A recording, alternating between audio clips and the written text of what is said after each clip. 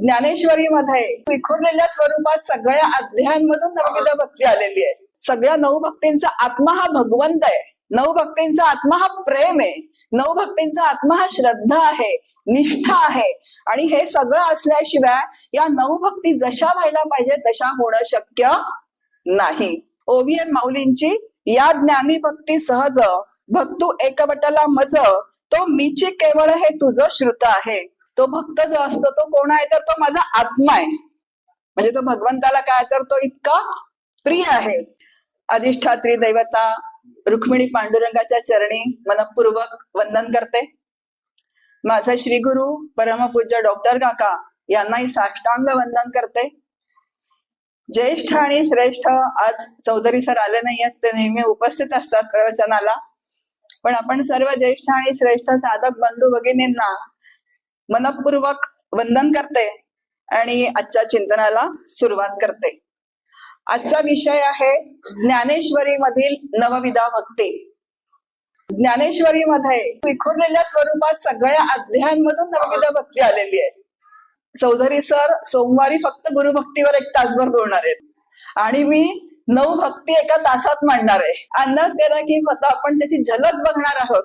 खरं म्हणजे एका भक्तीसाठी 1 तास लागावा एवढा विचार त्याच्यामध्ये विस्तृत विचार आहे. पण तरी आता आपण सगळे पारायण करतो आहोत. ओव्यांचा आपल्याला परिचय झालेला आहे, होतो आहे अजून त्याच्यामधून. मग वाचता वाचता ही ओवी आपल्याला ओळखीची वाटली. ही काल सीमाताईंनी सांगितली होती, ही नवविधा भक्ती मधली आहे असं जरी कुठे लक्षात आलं तरी काय झालं तर पुष्कळ त्या वाचनाचं सार्थक होऊन जातं. म्हणून ही मूळची भागवत ग्रंथामधली नवविधा भक्ती जी आहे ती सर्व संतांनी आपल्या ग्रंथांमधून सांगितलेली आहे. जसं श्रवणम, कीर्तनम, विष्णू स्मरणम, पादसेवनम, अर्चनम, वंदनम, दास्यम आणि सख्यम आत्मनिवेदनम अशा 7 भक्ती ज्या आहेत त्या करण्यातल्या आहेत. आणि 7 भक्तीतनं जे 8वी भक्ती आहे जी सख्य भक्ती ही होते. जसं श्रवण भक्ती श्रवण करावं लागतं, कीर्तन भगवंताबद्दल ऐकावं लागतं, विष्णू स्मरणम नामस्मरण करावं लागतं आपल्याला. नंतर पादसेवन म्हणजे सद्गुरूंची भक्ती मुख्यत्वाने इथे सांगितलेली आहे. पादसेवन म्हणजे सद्गुरूंची सेवा करावी लागते. अर्चन जे आहे अनेक उपचार, षोडशोपचार भगवंताला काय समर्पित करावे लागतात. वंदन भक्ती नमस्कार करावा लागतो. दास्यम म्हणजे सेवा करावी लागते. जसं आता इथे सेवा म्हणजे सतरंजा घालणं आहे, खुर्च्या मांडणं आहे, ही भगवंताची सेवा करावी लागते. आणि दास्य आणि पुढे काय आहे तर सख्य. आणि ह्या भक्ती जशा पाहिजे तशा जर झाल्या तर सख्य निर्माण होतं. आणि इतकं सख्य निर्माण होतं की तो भक्त जो आहे म्हणजे तो उपासक जो आहे, आता भक्त म्हणायचं नाही पण तो उपासक जो आहे तो भगवंताशी बोलायला लागतो आणि प्रत्यक्ष भगवंत माझ्या बरोबर आहे अशी त्याची अनुभूती येते. आपल्याला सगळ्यांना तुकोबांचा अभंग माहितीये, जेथे जातो तेथे तू माझा सांगाती, चालविसे हाती धरून या. जिथे मी जाईन तिथे कोण आहे तर तू माझा सांगाती आहे. ही अशी अनुभूती प्रत्यक्ष अनुभवाला येते. आणि असं सख्य जेव्हा भगवंताशी निर्माण होतं तेव्हा सख्यातून आत्मनिवेदन होऊन जातं. म्हणजे जसा भगवंत आहे आनंद स्वरूप आहे तसाच तो आपल्या काय करतो उपासकाला आनंद स्वरूप करून घेतो. म्हणजे सच्चिदानंद स्वरूप करून घेतो. म्हणजे तो भगवंताशी एकरूप होतो. असं या 9 भक्तींचं स्वरूप आपल्या समोर ठेवलेलं आहे. आता ज्ञानदेवांनी जी भक्ती सांगितली आपण ज्ञानेश्वरी वाचता वाचता लक्षात येईल की ज्ञानदेव जे बोलतात ते ज्ञानोत्तर जो भक्त भक्ती करतोय त्याच्याबद्दल जास्त बोलतात. म्हणजे ज्ञान झाल्यानंतरची जी भक्ती जी आहे आणि त्याची स्थिती जी आहे ते ज्ञानदेव आपल्या ग्रंथामधून सांगतात. बघा भगवंत अर्जुनाला असं म्हणतात की सहज नित्य सिद्ध जी ज्ञानलक्षण भक्तीने म्हणजे ती सहज नित्य सिद्ध असा जो भक्त अखंड आनंद स्वरूप झालेला आहे, अखंड भगवंताशी एकरूप झालेला आहे, तो काय आहे तर तो माझ्या स्वरूपासारखाच आहे, तो माझ्यापेक्षा वेगळा नाहीये. OVM माऊलींची या ज्ञानी भक्ती सहज भक्तू एकवटला मज तो मीची केवळ हे तुझं श्रुत आहे. आणि तो जो असतो तो भक्त जो असतो तो कोण आहे तर तो माझा आत्मा आहे. म्हणजे तो भगवंताला काय तर तो इतका प्रिय आहे. म्हणजे जो ज्ञानोत्तर भक्ती करतो त्याची स्थिती जी आहे ती भगवंत आपल्याला ज्ञानेश्वरीमध्ये सांगतात. आणि आता आपण कोण आहोत? आपण भक्त आहोत का? आपण भक्त आहोत का? आपण म्हणतो की आम्ही विठ्ठलाचे भक्त आहोत, आम्ही रामाचे भक्त आहोत. बोलताना आपण बोली भाषेत असं म्हणतो की कोणी आपण जर रोज मंदिरामध्ये जात असू तर एखादं कोणी म्हणतं सुद्धा आपल्याला, अहो तुम्ही फार राम भक्त आहात बरं का, असं म्हणतात ना. पण आता आपण भक्त आहोत का? भक्ताची व्याख्या अशी केलेली आहे, जी मी आता माऊलींची ओवी सांगितली, की तो मत स्वरूपच झालेला असतो.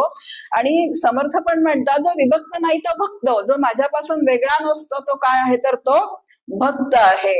आणि भक्ताची स्थिती सांगताना असं म्हटलेलं आहे, मत्तो भवती आत्मा रामो भवती तृप्तो भवती. तो कसा असतो?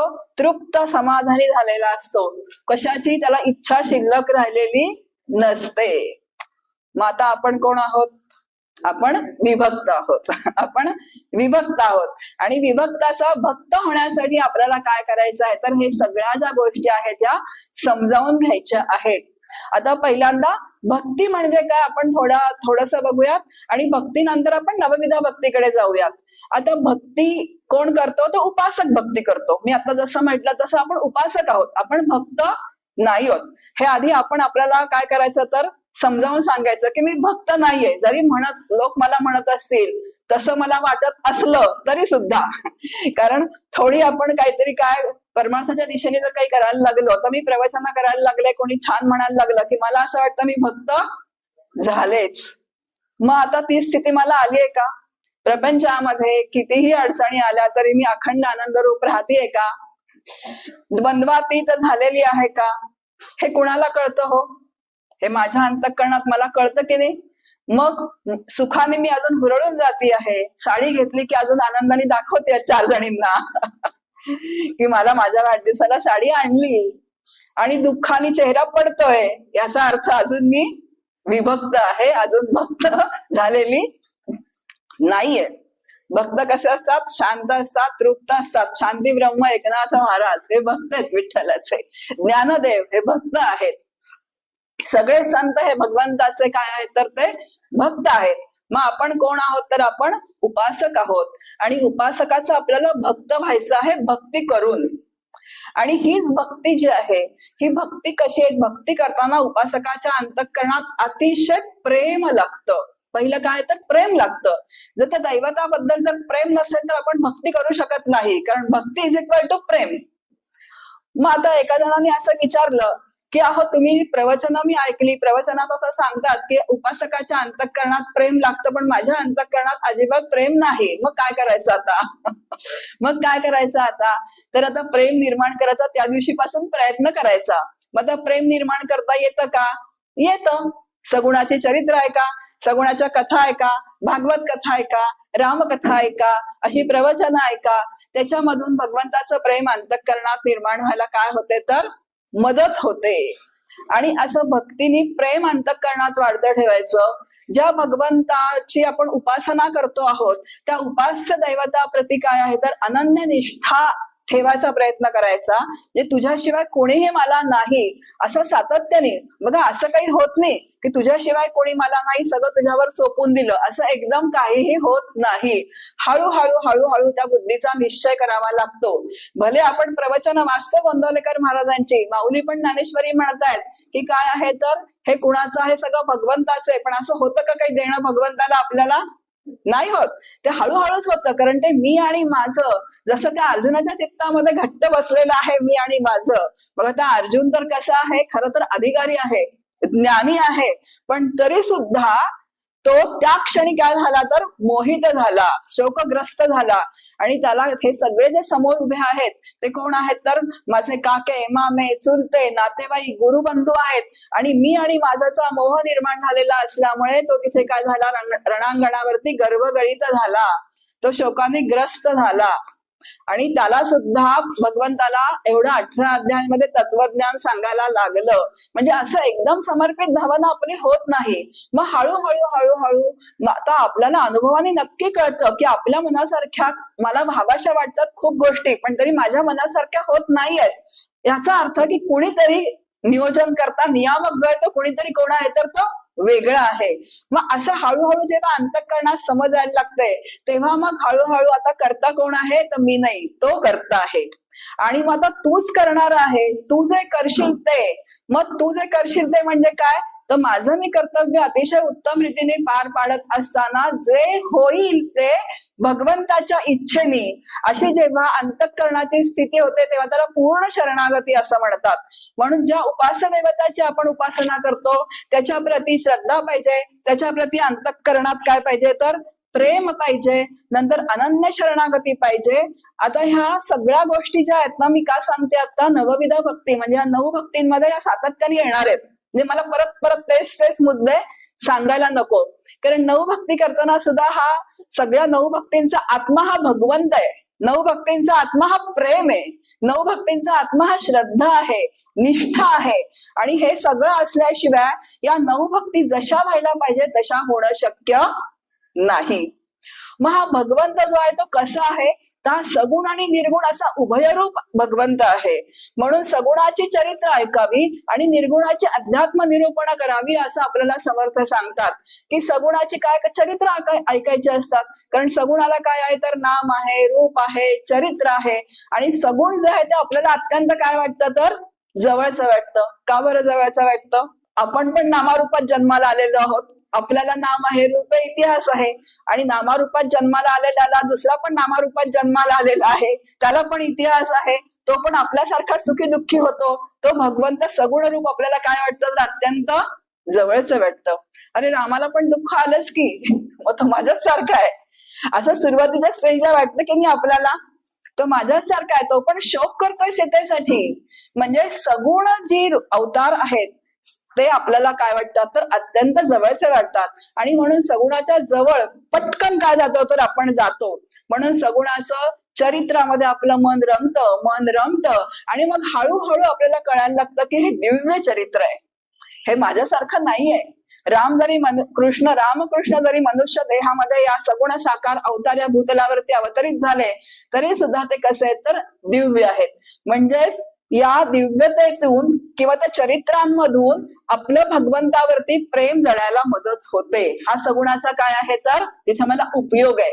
आता खरं उपयोग हा शब्द बरोबर आहे का? व्यावहारिक सत्तेमध्ये आपण म्हणतो की याचा मला उपयोग झाला आणि माझं काम त्यांनी करून दिलं.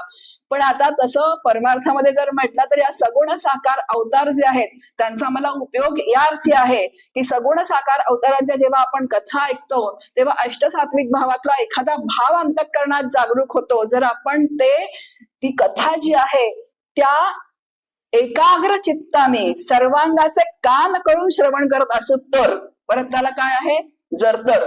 म्हणून परमार्थ पण कसा आहे तर जरतरी परमार्थ आहे. तर म्हणजे इतकं आपण श्रवण एकचित्ताने करून जर कथा ऐकत असू तर अष्टसात्विक भावातला एक भाव जागरूक होतो आणि सगुणाबद्दल अंतःकरणात प्रेम निर्माण व्हायला मदत होते. मग हा सगुण साकार जो अवतार आहे तोच कोण आहे तर सगुण निराकार ईश्वर आहे. मग सगुण साकाराच्या कथा ऐकायच्या. सगुण निराकार जो ईश्वर आहे, मग आता सगुण निराकार का म्हणतात तर ईश्वर आपल्याला दिसत नाही. भगवद्गीतेमध्ये असं म्हटलंय की हा विश्वरूप दर्शन जेव्हा दाखवलं तर अनंत कोटी ब्रह्मांड हा माझा काय आहे तर देह आहे. म्हणजे या सृष्टीच्या रूपाने तो आपल्याला काय दिसतो तर दिसतो. म्हणून ईश्वर हा शास्त्राने सिद्ध होतो, ईश्वर प्रत्यक्ष दिसत नाही. मग जसं मी आता सांगितलं की सगुण साकार अवताराचा एक रोल आहे चित्तामध्ये प्रेम निर्माण होण्यासाठीचा, तसा अजून एक रोल जो आहे ईश्वराचा तो काय आहे तर त्याच्या आज्ञांचं पालन करण्याचा. त्यांनी ही सृष्टी जेव्हा निर्माण केली तेव्हा सृष्टी निर्मितीच्या वेळेस त्यांनी काही नियम घालून दिले आणि त्या नियमामध्येच मनुष्याला जीवन जगावं लागतं. काय नियम आहेत तसे? सत्य बोला, खोटं बोलू नका. आता त्या नियमांची बरीच यादी आहे, पण एक नियम आपण बघूयात की प्रारब्ध ही त्याची सृष्टी चालवण्याची व्यवस्था आहे आणि त्या प्रारब्धाप्रमाणे कुठे जन्माला घालायचं, कुठल्या घरात जन्माला घालायचं, कुठले आई वडील नातेवाईक असावेत, शेजारी पाजारी असावेत, हे त्याच्या नियमाने ठरलेलं आहे. मग त्याच्या नियमाने जर ठरलेलं असेल तर त्याच्या नियमामध्ये जीवन व्यतीत करणं हे माझं कर्तव्य आहे की नाही? आपण करतो का? किती कुरकुर करतो. आता जास्त त्यांनी आपलं बघावं, आपल्याला खूप विषय पुढे बघायचा म्हणून मी त्याच्यामध्ये खोलात शिरणार नाहीये. म्हणून हा जो ईश्वर आहे त्याच्या आज्ञा पालन करण्याचा त्याचा रोल आहे. त्याच्या आज्ञांचं पालन करायचं आणि मला व्हायचं काय आहे भक्ती करून तर मला निर्गुण निराकार परब्रह्म तत्व व्हायचं आहे. बघा ज्ञानेश्वरीमध्ये आणि भगवद्गीतेमध्ये हे भगवंताचे 4 रोल जे आहेत ते भगवंतांनी सांगितलेले आहेत. मूर्ती रूपाने भगवंत कसे आहेत तर अत्यंत दैदिप्यमान आहेत. विश्वरूप दर्शनामध्ये 11व्या अध्यायामध्ये संपूर्ण वर्णन जे आहे ते भगवंतांनी केलेलं आहे. नंतर सगुण साकार अवतार भगवंताचे अतिशय सुंदर आहेत. आता अवतार आपल्यामध्ये आहेत का? नाहीयेत. अवतार तितुके संपले. भगवंत म्हणतात की या भूतलावरचा असा नियम आहे की आम्ही अवतीर्ण झालो की आम्हाला इथून जावंच लागतं. म्हणजे जे व्यक्त होतं त्याला अव्यक्तामध्ये जावंच लागतं.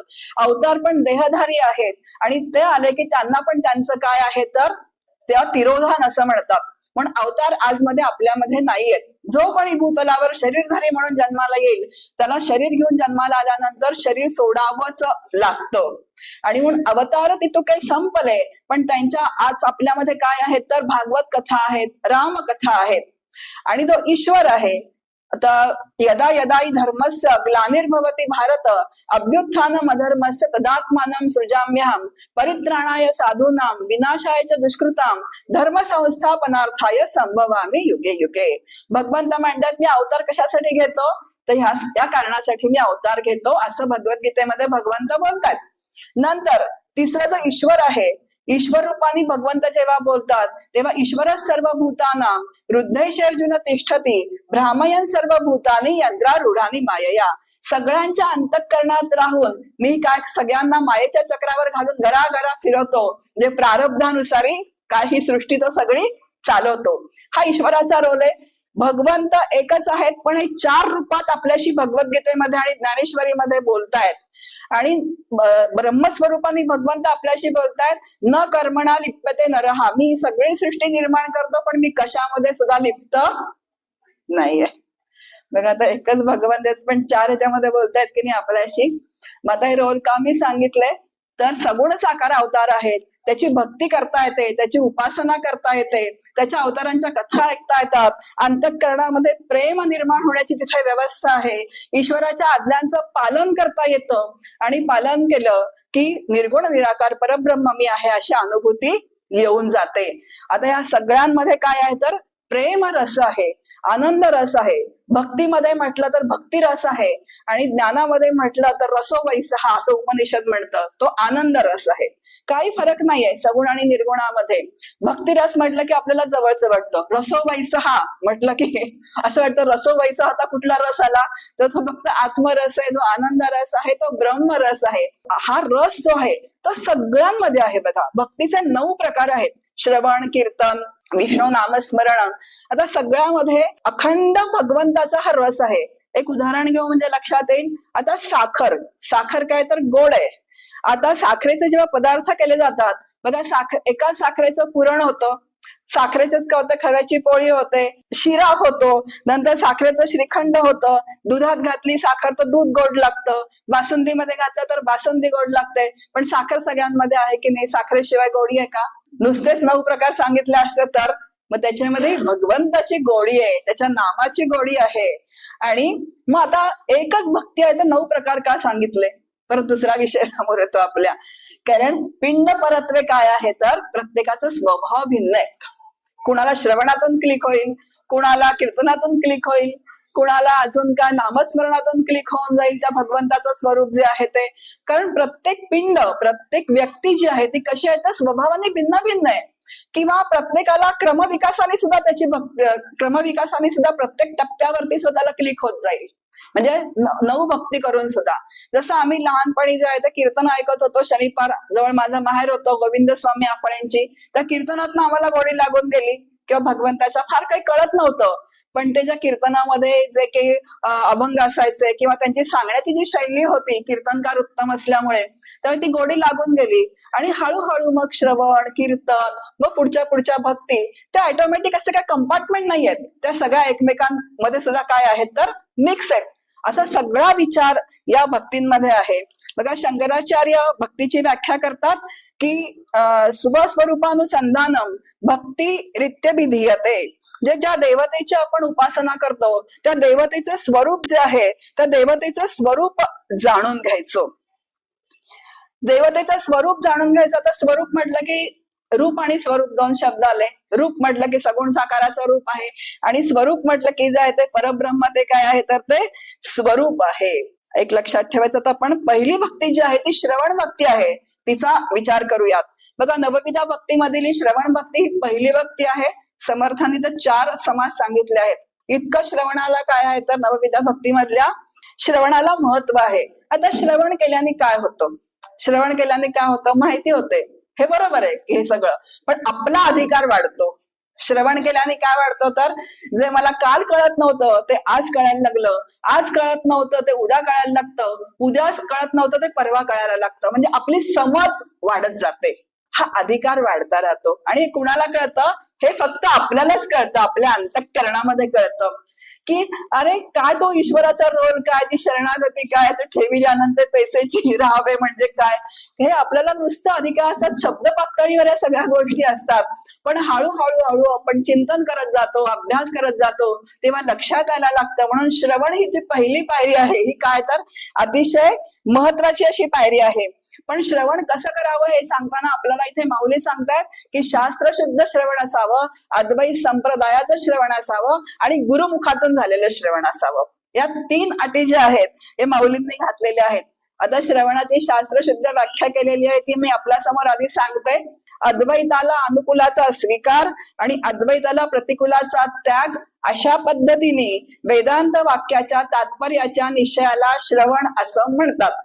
आता वेदांत वाक्याचं तात्पर्य काय आहे तर ब्रह्मसत्य जगन मिथ्या, जीव ब्रह्मैव नापरः. ब्रह्मसत्य आहे, जग मिथ्या आहे आणि जीव आणि ब्रह्म कसं आहे तर अगदी एकच आहे. म्हणजे आता याचा दुसरा अर्थ असा होतो की जोपर्यंत माझ्या बुद्धीचा निश्चय होत नाही की मीच ब्रह्म आहे, मीच भगवंत आहे, मीच आनंदरूप आत्मा आहे, असा बुद्धीचा निश्चय जोपर्यंत होत नाही तोपर्यंत श्रवण करायचं.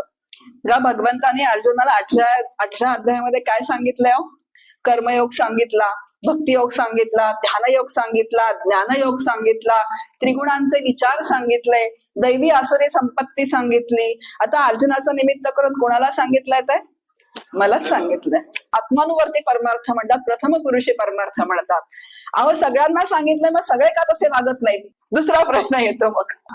आणि दुसऱ्यांकडनं अपेक्षा येते, पण माऊलींनी मला सांगितलंय आणि मी जर तशी वागले, माझं आचरण जर जसं बदललं, अर्जुनाचा निमित्त करून कोणाला सांगितलंय तर ते मला सांगितलंय. आता जेव्हा अर्जुन शोकग्रस्त आणि मोहग्रस्त झाला होता तेव्हा भगवंत असं म्हणू शकले असते की नाही की तुझा शोक आणि मोह मी एका सेकंदात दूर करतो, तुझ्या मस्तकावरती मी कृपाहस्त ठेवतो आणि माझ्या कृपेने तुझा हा सगळा मोह दूर होऊन जाईल. असं केलेलं नाहीये. कारण तो अविद्येने ग्रस्त झालेला अर्जुन जो आहे तो आपलं प्रतिनिधित्व तिथे करतोय. आणि असं प्रतिनिधित्व जर भगवंतानी केलं असतं की अर्जुनाच्या मस्तकावरती हात ठेवला असता तर आपण पण तीच अपेक्षा धरली असती की श्री गुरूंनी आमच्या मस्तकावरती हात ठेवावा आणि आमचं सगळं जन्म दुःख का व्हावं तर दूर व्हावं. म्हणजे भगवंताला पण एक जबाबदारी असते. भगवंतानी 18 अध्यायामध्ये संपूर्ण तत्वज्ञान अर्जुनाला सांगितलेलं आहे. त्याच्या बुद्धीचा जो आहे तो तसा निश्चय करवून घेतलेला आहे आणि बुद्धी निश्चय आत्मज्ञान ब्रह्मरूप भावी आपण बुद्धीचा निश्चय झाला की तिथेच ब्रह्मरूपत्व आहे. आणि असं जेव्हा भगवंतानी खात्री करून घेतली की आता अर्जुनाच्या बुद्धीचा निश्चय झालेला आहे, आता तो ब्रह्मरूप होण्यासाठी योग्य आहे, तेव्हा माऊलींची ओवी आहे ज्ञानेश्वरी मध्ये की हृदय एक झाले, ये हृदयचे ते हृदय घातले, आपण ऐसे केले अर्जुना. हृदय एक झाले तर काय वेगळं राहिलंय? कारण अर्जुनाने पूर्ण ते तत्वज्ञान अंगीकारलं, ते सगळे जे विचार आहेत त्याच्या बुद्धीमध्ये प्रकाश पडला आणि मग भगवंताच्या लक्षात आलं की आता आपल्यासारखं करून घ्यायला पाहिजे. आणि त्याला मिठी घातली, मारली अर्जुनाला आणि आपलं ते तत्व जे आहे त्याच्यामध्ये संक्रमित केलं आणि त्याला पण तसंच आनंदरूप करून घेतलं. आता हे अर्जुनाचं झालं. आता अर्जुन सुद्धा एक अधिकारी आहे बरं का. माऊली वर्णन करतायत, तू सुमन आणि शुद्धमती, अनिंदक अनन्य गती, तरी परियेसेगा प्राज्ञा, तू आस्थेतीत संज्ञा, बोलिली गोष्टीची अवज्ञा नेणसी करू. तो सुमन म्हणजे चांगल्या मनाचा आहे. शास्त्रानुसारी जशी बुद्धी पाहिजे तशी त्या अर्जुनाची बुद्धी आहे. तो कोणाची कधी निंदा करत नाही आणि श्रीकृष्णाप्रती अनन्य निष्ठा आहे. आता हा उत्तम अधिकारी आहे खरं तर. म्हणजे उत्तम अधिकाऱ्याबद्दल माऊली बोलतायत की जर उत्तम अधिकारी असेल तर काय होतं तर श्री गुरु जेव्हा त्या उत्तम अधिकाऱ्याला मंत्र देतात कानामध्ये, तेव्हा कानावचनाची भेटी, सरिसाची पळी किरीटी, वस्तू होऊन उठी कवणू ऐकचो. म्हणजे कानावचनाची भेट झाली, म्हणजे सद्गुरूंनी कानात त्या शिष्याच्या मंत्र सांगितला की तत्क्षणी त्याला काय होतो तर ब्रह्मानुभव येऊन जातो. असा अर्जुन हा अधिकारी आहे. पण तरी सुद्धा अधिकारी असून तो मोहग्रस्त झालेला असल्यामुळे त्याला एवढं तत्वज्ञान भगवंतानी काय आहे तर सांगितलेलं आहे. आणि असं हे तत्वज्ञान सांगितल्यानंतर त्याला ब्रह्मज्ञान जे आहे ते प्राप्त करून दिलेलं आहे. पण कधी, अजून त्याच्यामध्ये एक मेख आहे, जेव्हा अर्जुनाने शिष्यत्व पत्करलं तेव्हा. शिष्यस्तेहम शादिमाम त्वाम प्रपन्नम, जे शिष्य भूमिकेतून अर्जुन जेव्हा भगवंताला शरण गेलेला आहे आणि अर्जुन स्वतः म्हणाला की मला तू आता उपदेश कर, कारण सद्गुरु शिष्याने सांगितल्याशिवाय उपदेश करत नाहीत. उपदेश म्हणजे तो उपदेश वेगळा, ज्ञान सांगत नाहीत. कारण शिष्याकडून सुद्धा काय यावं लागतं तर जेव्हा वासरू वाचळायला लागतं तेव्हाच गाय पाना सोडते. अगदी त्याप्रमाणे शिष्याच्या अंतःकरणातली तळमळ, शिष्याचा भाव, शिष्याची आर्तता जेव्हा सद्गुरूंच्या लक्षात येते तेव्हाच सद्गुरूंकडून पण काय होतं तर ज्ञान प्रसवलं जातं, उपदेश केला जातो. बघा, पहिला अध्याय आणि दुसऱ्या अध्यायामधला 11वा श्लोक जो आहे, इथपर्यंत जर आपण बघितलं तर अर्जुन श्रीकृष्णाला काय करतोय तर ज्ञान सांगतोय की तू मला काय सांगतोयस, हे सगळे माझे आहेत, त्यांना मी कसं मारणार. म्हणजे जसं काही श्रीकृष्णाला माहितीच नाही की याचे सगळे कोण आहेत, हे तर नातेवाईक आहेत म्हणून. पण आणि श्रीकृष्ण शांतपणे काय आहे तर सगळं त्याचं बोलणं ऐकून घेतायत. आणि ज्या क्षणी अर्जुन म्हणाला की आता मी शिष्यभाव स्वीकारलेला आहे, मला काहीही लक्षात येत नाहीये, माझं हित काय अनहित काय ते सगळं तू जाणतोस आणि तूच मला उपदेश कर, असं जेव्हा अर्जुनाने शरणागत भावनेने भगवंताला विचारलं तेव्हा भगवंत प्रसन्नपणे मंद स्मित केलेलं आहे भगवंताने. आणि आता गुरुच्या भूमिकेत आलेले आहेत, श्री गुरुच्या भूमिकेत भगवंत आले. आणि श्री गुरुच्या भूमिकेत आल्यानंतर त्यांनी काय केलेलं आहे तर अर्जुनाला उपदेश केलेला आहे. म्हणजे सगळं श्रवण जे आहे बघा, श्रवण भक्ती आपली सुरू आहे. हे श्रवण जे आहे परिपूर्ण भगवंतानी करवून घेतलं अर्जुनाला. आता अर्जुनाच्या अंतःकरणाची जी भूमिका आहे ती आपण लक्षात घेऊयात की अर्जुनाच्या अंतःकरणाची भूमिका जी आहे ती अत्यंत अनन्य शरणागत आहे. आणि जो अनन्य शरणागत असतो भक्त, त्याची कधी सद्गुरू उपेक्षा करत नाहीत. बघा, इथे दृष्टांत दिलाय माऊलींनी की जैसा शिष्या ते गुरु सर्वथा ते नेणे अव्हेरू, की सरिता ते सागरू तेजी केवी. समुद्र हा कधी नद्यांचा त्याग करू शकत नाही, कारण त्या नदीला समुद्रामध्ये जाण्याशिवाय गत्यंतरच नसतं. ती कुणाला मिळणार, जाऊन समुद्रालाच जाऊन मिळणार. तैसा सर्वापरी अंबासी देवा तुझी एक हासी. अगदी त्याप्रमाणे हे देवा तूच आम्हाला एक आधार आहेस, असं जेव्हा अर्जुन म्हणाला आहे तेव्हा काय तर श्री गुरुच्या भूमिकेत भगवंत आलेले आहेत आणि उपदेशाला सुरुवात केलेली आहे अशोचाननव शोचस्वम पासून. म्हणजे अर्जुनाची अपरंपार अशी भगवंतावरती श्रद्धा आहे आणि गुरुवचनांवर श्रद्धा ठेवून जेव्हा श्रवण केलं जातं त्याला भक्ती असं म्हणतात. आणि कसं श्रवण करावं माऊली म्हणतात, तरी अवधान ऐकले दीजे मग सर्व सुखाचे पात्र होईजे, हे प्रतिज्ञोत्तर उघड माझे ऐका. अवधान म्हणजे संपूर्ण अंगाचे काम करून श्रवण जर केलं तर ब्रह्म साक्षात्कार होईल. आता संपूर्ण सर्वांगाचे कान. आता आपल्याला किती डिस्टर्बन्स असतो, मध्येच मोबाईल वाजतो, मध्येच कोणातरी फोन येतो, वक्ता महत्वाचं बोलणार असतो आणि तेवढ्यात फोन आला की बाहेर जातो आपण, ते महत्वाची वाक्य निसटून जातात. किती डिस्टर्बन्स असतात. बसलेलो असलो, मी बोलतेय इथे पण मन कुठे जातं, घरी जातं. मग श्रोत्यांचं तर काही होऊ शकतं, ऐकता ऐकता मन कुठेही निघून जाऊ शकतं. हे सर्वांगाचे कान म्हणून गुरुवचनांवर श्रद्धा ठेवून सर्वांगाचे कान करून श्रवण करावं. माऊली पुढे म्हणतायत, तयासेनी मुखे जे निघे ते तुले आदरे चांगे, ऐकोनिय अंगे मने होती. म्हणजे गुरुमुखाने झालेल्या श्रवणाने हा भवसागर तरुण जाता येतो आणि तरुण जायचा असेल तर अपरंपार श्रद्धा लागते. आणि अर्जुनाची भगवंतावरती अपरंपार श्रद्धा होती.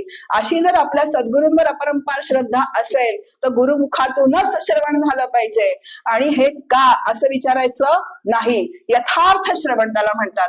जेव्हा गुरुमुखातून यथार्थ श्रवण होतं तेव्हा शिष्याला किंवा साधकाला कुठलीही शंका राहत नाही. यथार्थ श्रवण करत नाहीत आणि सद्गुरूंना अनेक प्रश्न विचारत राहायचं. हे काय आहे तर अर्धवट श्रवणाचा परिणाम आहे. म्हणून यथार्थ श्रवण व्हावं. आणि असं यथार्थ श्रवण झालं आणि अर्जुन असं म्हणतोय की माझा शोक आणि मोह जो आहे तो नष्ट झाला. आता तू म्हणशील ते मी काय करेन तर ते मी करायला तयार आहे.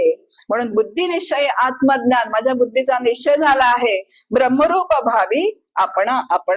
म्हणून परमार्थामध्ये एक लक्षात ठेवायचं की परमार्थामध्ये, कारण श्रवण भक्ती ना खूप महत्वाची आहे. श्रवण भक्ती यथार्थ जी आहे ती यथार्थ व्हावी लागते. आणि भगवंताचं सगुण रूप जे आहे त्या सगुण रूपाचं नाम, कीर्ती, कथा ऐकाव्या लागतात. सगुणातून निर्गुणाचा वेध जे अध्यात्म निरूपण आहे त्या अध्यात्म निरूपण श्रवण करावं लागतं, त्याचं मनन व्हावं लागतं, त्याचं निधिध्यासन व्हावं लागतं, अखंड भगवंताचं अनुसंधान राहावं लागतं. आणि मग भगवंत म्हणतायत किंबहुना आपुले मन करी माझे एकायतन, माझे श्रवणे कान भरून निघाली. अशा श्रवणाने तू सगळे कान जे आहेत ते काय करतात भरून टाक. म्हणजे काय तर अखंड माझं अनुसंधान ठेव. तू अजिबात काय होऊ नको, विचलित होऊ नकोस. सतत माझ्याशी काय करतो तू जोडून राहा. कुठल्याही पद्धतीने का होईना पण काय करायचं तर जोडून राहायचं. आपलं काय होतं की श्रवण होतं पण त्याचं मनन होत नाही. आणि मनन होत नाही तर निधिध्यासन होत नाही. आणि आपण श्रवणाच्या पातळीवरच काय होतं तर आमचे एक ओळखीचे गृहस्थ होते. भागवत सप्ताह जिथे असेल तिथे जायचं. नैमिषारण्य असू देत, आता होतातच नैमिषारण्यात भागवत, जायला काही हरकत नाहीये. सगळ्या ठिकाणी त्यांनी आजपर्यंत किती 20-21 वेळा भागवत सप्ताह ऐकले असतील. आणि एक दिवस काही कारणाने हॉस्पिटलमध्ये त्यांना ऍडमिट करण्यात आलं. तब्येत बरी नव्हती आणि आम्ही भेटायला गेलो. भेटायला गेल्यानंतर जरा थोडेसे भयग्रस्त झाले होते. म्हणाले ताई मी याच्यातून वाचेन ना, म्हणजे मला मृत्यू तर येणार नाही ना. मी थोडा वेळ थांबले आणि म्हटलं दादा तुम्ही भागवत सप्ताह किती वेळा ऐकले, मग त्याच्यात मग काय घेतलं, काय तात्पर्य जे आहे जे आपण म्हणतोय वेदांत वाक्याच्या तात्पर्याच्या निश्चयाला श्रवण म्हणतात. ही जी व्याख्या सांगितली आपल्या समोर कथांसारख्या असतात. कथांमध्ये दृष्टांत असतात कारण ते निर्गुण तत्व समजण्यासाठी दृष्टांत असतात. तर नुसतं दृष्टांतामध्ये आणि कथांमध्ये जर रमलो आपण तर ते तात्पर्य जर बाजूला राहिलं तर कितीही कथा ऐकल्या तरी जैसे थे. आता परीक्षिती राजा 7 दिवसात मुक्त झाला कारण त्याला मृत्यू दिसत होता समोर. पण त्या अंतःकरणाची स्थिती जी आहे ना ती स्थिती आपल्या नसते. आमचे डॉक्टर काका जे आहेत सद्गुरू ते खूप छान याचं काय करतात तर बायफर्केशन करतात.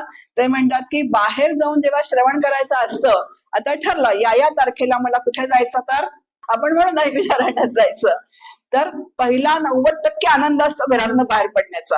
भगिनींना वाटतं जरा स्वयंपाकाची कटकट नाही, जरा छानपैकी सगळे कधी नव्हे ते आपण सगळे एकामधनं छान ट्रिप म्हणून जातो आहे. नंतर सगळं आयतं खायला मिळणार आहे. तिथला गेल्यानंतर परिसर बघितला की मन कसं प्रसन्न होऊन जातं. आणि मग दुसऱ्या दिवशीपासून सुरू होतं अहो किती गरम पाणी छान आहे ना, अहो जेवायची किती व्यवस्था छान आहे ना. अशा ह्या सगळ्या गोष्टी भगिनींमध्ये काय असतात तर सुरू असतात. राहण्याची किती व्यवस्था छान केली आहे ना, अगदी एसी रूम आहे, आंघोळीला गरम पाणी आहे, मैत्रिणींच्या गप्पा होत आहेत. म्हणजे 90% घरातनं बाहेर पडलेलं असो, 5% ह्या सगळ्या गोष्टी. आणि तिथे बसल्यानंतर कुठेतरी 2-4% काय होतं तर श्रवण होतं. आता हे वास्तव आहे की नाही. आणि असं जर श्रवण झालं तर मग माझ्या पदरात कितीही श्रवण केलं तरी काय पडणार माझ्या पदरात काहीच पडू शकत नाही. म्हणून इथे श्रवणाची व्याख्या लक्षात ठेवायची की तात्पर्य जे आहे बघा, श्रवणाने काय होतं ना, आपण श्रवण जेव्हा करतो तेव्हा किती जरी कथा ऐकल्या पण जे कथाकार किंवा प्रवचनकार जे असतात ते तात्पर्य जे सांगतात ना ते निवडण्याची सवय लागते. आणि ते निवडण्याची सवय करून घ्यावी लागते. तासभर जरी मी कथा ऐकली तर त्याच्यातनं मला काय घ्यायचंय हे मला गाणे लावून ते काय पाहिजे तर मला लावून घेता आलं पाहिजे. बघा भागवत कथेमध्ये ग्रंथामध्ये गोकर्णाची कथा आली आहे. त्यात प्रश्न विचारलाय की भागवत श्रवण अनेक जण करतात पण मग सगळे मुक्त का होत नाहीत. तर त्याचं उत्तर असं दिलेलं आहे की श्रवण साधना जी आहे ती जशी पाहिजे तशी होत नाही. ज्या उंचीची व्हायला पाहिजे, तिचा दर्जा जो पाहिजे त्या दर्जाची ती साधना होत नाही आणि म्हणून मुक्त होत नाहीत. चला आम्ही चाललोय तुम्ही पण चला, असं काय होतं तर ठीक आहे संत संगत होते पण त्याच्यातनं मिळणार काय. शेवटी देह चांगला असेपर्यंत तुम्ही फिरू शकता पण देह थकल्यानंतर परत जर अडगाणं असेल तर मग इतके दिवस काय केलं, पैसे खर्च केले जाऊन फक्त तिथे, बाकी काहीच पदरात पडलेलं नाहीये. म्हणून आपल्या हातात किती काळ आहे, किती वेळ आहे, सगळं धरून श्रवण कसं करायचं हे सगळं इथे सांगितलंय. माऊली असं म्हणतायत की या ज्ञानी भक्ती सहज भक्तू एकवटला मज, तो मीची केवळ हे तुझं श्रुत आहे. तो माझा जो आहे, जो मत्स्वरूप होतो, तो माझा आत्मा आहे. दुसरी कीर्तन भक्ती आपल्या समोर ठेवलेली आहे की सगुण रूपाचं अखंड कीर्तन, म्हणजे त्याची कीर्ती गाणं आणि कीर्ती सांगणं. कीर्तनामध्ये आपल्याला माहितीये की भगवंताचं महात्म्य सांगितलं जातं. पूर्वरंग असतो, उत्तररंग असतो. आता ज्ञानेश्वरीमध्ये माऊलींची एक ओवी आली. आता कीर्तनामध्ये पण जसं मी आता म्हटलं की भगवंत हा नवविध भक्तीचा आत्मा आहे, तसं भगवंत म्हटलं की नाम म्हणजे भगवंत. तसं नामस्मरण सगळ्यांमध्येच आहे. नामाला सोडून भगवंत नाहीच आहे. नाम आणि त्याचं काय आहे तर रूप एकच आहे जे आहे ते. आता माऊलींची एक ओवी आहे कीर्तन भक्तीच्या संबंधात. माऊली असं म्हणतात की तरी कीर्तनाचे आणि नटनाचे नाशिले व्यवसाय प्रायश्चित्तांचे. आता या चरणावरून लक्षात असं येतं आपल्याला की पूर्वी प्रायश्चित्त देणाऱ्यांचे व्यवसाय होते. एखादा जर हातून काही दोष घडला, जसं आपण म्हणू आता सगळ्यांना माहितीये की पाल मारली, साधारण एक उदाहरण असतं की पाल कधीतरी मारली जाते, मांजर कधीतरी आडवं जातं, अशा काहीतरी गोष्टी होतात आपल्या हातून. आणि मग मनाला रुखरुख लागते की आता काय करायचं. मग असं कुणाकडे तरी जायचं असतं, मग कोणीतरी म्हणतं पाल मेली ना, मग सोन्याची पाल करा आणि मला तुम्ही अर्पण करा. आता हे काय झालं. आता असे जे बाहेर जे व्यवसाय चालले होते या सगळ्यांचे, असे पूर्वी असतील, त्याशिवाय माऊलींची ओवी इथे आलेली नाहीये. आणि जेव्हा कीर्तनाचे आणि नटनाचे, म्हणजे जेव्हा कीर्तन भक्ती सुरू झाली, म्हणजे भगवंताचं नाम संकीर्तन सुरू झालं, तेव्हा सगळ्यांचे व्यवसाय बंद पडले. कारण नामात काय आहे तर तेवढी ताकद आहे, तेवढं आहे ते काय आहे तर सामर्थ्य आहे. मग आता कीर्तन भक्ती करणारा कीर्तनकार जो आहे, म्हणजे कीर्तन करणारा कीर्तनकार जो आहे, तो पण कसा पाहिजे, तेवढाच सामर्थ्यवान पाहिजे. तुकाराम महाराज कीर्तन करत होते, नामदेव महाराज जे आहे ते कीर्तन करत होते. आणि नामदेव महाराजांच्या कीर्तनातून, तुकोबांच्या कीर्तनातून प्रत्यक्ष ब्रह्मदर्शन होत होतं. म्हणजे तुकोबा डोलायला लागले अभंगात की समोरचे श्रोते पण तल्लीन होऊन जायचे. कीर्तनकार सुद्धा कसा पाहिजे, जर हे व्हायचं असेल तर तितकाच तो सामर्थ्य संपन्न पाहिजे. वर्णन असं केलेलं आहे, कीर्तनी ब्रह्मरस ठसावला, ब्रह्मरूप काया होतसे कीर्तने. म्हणजे कीर्तन करता करता त्यांची काया ते देहासह ब्रह्मस्वरूप होऊन जायचे आणि श्रोता आणि वक्ता समरस होऊन जायचे. म्हणजे श्रोत्याला सुद्धा त्या प्रत्यक्ष आनंद स्वरूपाचा अनुभव यायचा. म्हणून समर्थ म्हणतात रेटम करणारा कीर्तनकार नको हो. कीर्तनकार पण कसा पाहिजे, जर श्रोत्यांना त्या पातळीवर न्यायचा असेल आणि असं सातत्याने कीर्तन भक्ती जेव्हा होते, तेव्हा अंतःकरणात पाप येईलच कुठून, दोष आणि नामानी पापाचे कळप पळते पुढे हरिपठामध्ये म्हटलंय. ते पापाचे कळप सुद्धा काय आहेत तर ते निघून जातात. म्हणून भगवंत असं म्हणतायत की जिथे माझं असं कीर्तन चालतं, बघा कसं कीर्तन, जे मी आता सांगितलं तसं. मग भगवंत म्हणतात परितयापाशी पांडवा, मी हारपला घिवसावा, ते जेथ नामघोष बरवा करीती माझा. आता जिथे माझा नामघोष चाललेला असतो तिथे मी प्रत्यक्ष उपस्थित असतो. आता भगवंत इथे उपस्थित आहे कारण भगवंताचा नामघोष जिथे चालतो, भगवंताचं नाम जे आहे ते अत्यंत काय तर भगवंताला प्रिय आहे. नामदेवांच्या कीर्तनामध्ये पांडुरंग प्रत्यक्ष येत होते. कीर्तनात नामदेवरायांना प्रत्यक्ष आपल्या देहाचा विसर पडायचा. ऐसी कीर्तनाची गोडी वैकुंठी होन घाली उडी, नामदेव करी कीर्तना पुढे नाचे पांडुरंग. अशी काय तर ही कीर्तनाची उंची आहे. आणि म्हणून कीर्तन भक्ती जी आहे, कीर्तन भक्ती पण त्या उंचीवरची झाली पाहिजे. म्हणून भगवंत म्हणतात एक वेळेस मी वैकुंठात मिळणार सापडणार नाही, एक वेळेस भानुबिंबात दिसणार नाही, पण मी तिथे असेल, कीर्तनामध्ये असेल. तिसरी भक्ती आपल्या समोर आहे स्मरण भक्ती. स्मरण म्हणजे नामस्मरण भक्ती. आता नामस्मरण भक्ती म्हणजे त्याच्यामध्ये स्मरण शब्द आहे. स्मरण का करावं लागतं आपल्याला, तर विस्मरण झालं म्हणून स्मरण करावं लागतं. मूळच्या स्वरूपाचं विस्मरण झालं, मग स्मरण करण्यासाठी स्मरणी घ्यावी लागते हातामध्ये. माळ जी आता स्मरणी आपण म्हणतो की मी कोण आहे, श्रीराम जय राम जय जय राम, पांडुरंग पांडुरंग, अरे तूच पांडुरंग आहेस. पण आता विस्मरण झालंय म्हणून पांडुरंग पांडुरंग म्हणावं लागतं. मग ते पांडुरंग पांडुरंग म्हणायला सुद्धा काय पाहिजे तरी उंची पाहिजे. नाहीतर काय होतं, नुसतं मेकॅनिकली होतं ते. श्रीराम अहो किती माळा झाला 13 माळ खुंटेला आणि भगवंत तर पत्ताच नाही कशाचा. म्हणजे ही जी स्थिती आहे असं नाहीये. ही नामस्मरण भक्तीला सुद्धा काय तर एक उंची आहे. बघा भगवंताचं माऊली इथे ज्ञानेश्वरीमध्ये म्हणतात की भगवंताची सहस्त्र नामं आहेत. विष्णू सहस्त्रनामामध्ये आपण किती नामं म्हणतो? सहस्त्र नाम आहेत. तुम्ही कुठलंही नाम घ्या. आता परत हे काय पिंड परत्वे, कुणाला रामाचं नाव घ्यावंसं वाटेल, कुणाला कृष्णाचं घ्यावंसं वाटेल, कुणाला पांडुरंगाचं घ्यावंसं वाटेल, कारण हे ज्याचं त्याचं उपास्य दैवत जे आहे, ज्याला ते भावतं ते त्याचं तो नाम घेतो. माऊली म्हणतात नामाची या सहस्रवरी, नावा या अवधारी, सजून या संसारी दारू जहालो. बघा सहस्त्र नाम आहेत. कुणी कुठल्याही नामाच्या नावेत बसावं आणि मग त्याला तारणारा कोण आहे तर मी एक आहे, त्याला मी नक्की तारून नेणार आहे. मग जोपर्यंत आपल्याला सद्गुरू प्राप्त होत नाहीत तोपर्यंत आपण जे आहे ते आपला आवडतं, आपल्याला जे भावतं ते नाम घ्यावं आणि तेच नाम तुम्हाला सद्गुरूंकडे नेतं. आणि मग असं म्हटलेलं आहे की गुरुमुखातून आलेलं नाम असावं. कारण गुरुमुखातून आलेलं नाम कसं असतं तर अनुभवातून आलेलं असतं, त्या ब्रह्मरसात भिजून आलेलं असतं आणि ते फलद्रूप होण्यास ते फलद्रूप होतं जेव्हा आपण ते नाम गुरु सांगतात त्याप्रमाणे त्याचा जप करतो त्याच्याप्रमाणे. बघा शांतीची पै शांती, निवृत्ती दातारू, हरिनाम उच्चारू दिधल्या चेणे. आता निवृत्तीनाथांची काय सांगतात तर स्थिती सांगतात, शांतीची पै शांती, शांतीलाही जिथे शांती मिळतीये असे निवृत्तीनाथ आहेत. आता आपल्याला आधी शांती माहिती नाही, शांतीची पै शांती, त्या स्थितीचा अंदाजच आपल्याला लागत नाही की ती सद्गुरूंची स्थिती काय असेल. म्हणजे शांतीची पै शांती, अशी शांती जिथे स्थिर झालेली आहे त्यांच्या मुखातून आम्हाला नाम मिळालं आहे. म्हणजे सद्गुरूंच्या मुखातून अधिकारी शिष्याला नाम मिळालेलं आहे आणि लगेच ते काय झालं आहे तर तिथे स्थिर झालेलं आहे, ते फलद्रूप झालेलं आहे. म्हणून सद्गुरूंच्या मुखातून नाम यावं असं म्हटलेलं आहे. आणि मग सद्गुरूची साधना सांगतात. इथे माऊली म्हणतात अखंड नामानुसंधान हे काय आहे तर स्मरण भक्तीचं स्वरूप आहे. डोळा जे देखावे, का कानी हना ऐकावे, मनी जे भावावे, बोलावे वाचे.